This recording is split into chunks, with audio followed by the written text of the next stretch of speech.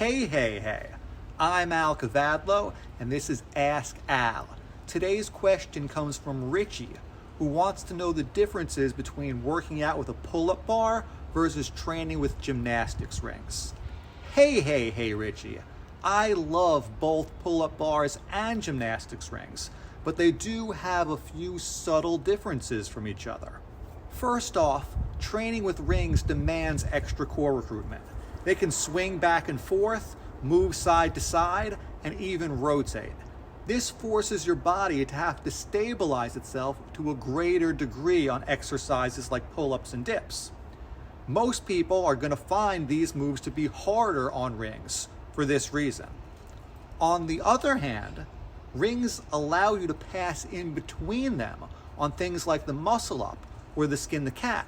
So those moves can actually be more accessible because on a pull-up bar, you've got to maneuver around the bar, but rings aren't going to get in your way.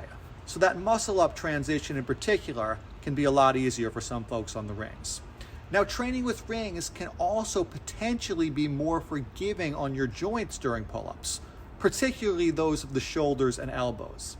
In fact, some people can't do a pure overhand or pure underhand pull-up on a straight bar without pain. But by allowing the hands to rotate and move in a more personalized range of motion, you might be able to do it pain-free.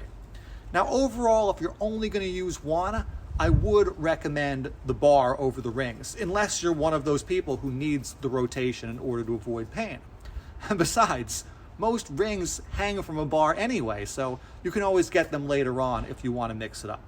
And speaking of which, if you are used to training exclusively with a bar, those first few weeks of ring training may surprise you.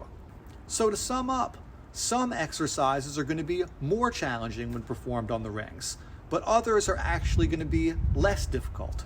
It's a bit of a double-edged sword. If you want to know more about rings, check out my book, Next Level Strength. And as always, I encourage you to experiment for yourself and see what you discover. That's all the time I've got for now. If you enjoyed this episode, give me a thumbs up and make sure to subscribe. And drop me a comment below if you've got a question. Maybe I'll answer yours next time. Till then, I'm Al Kavadlo, and we're working out.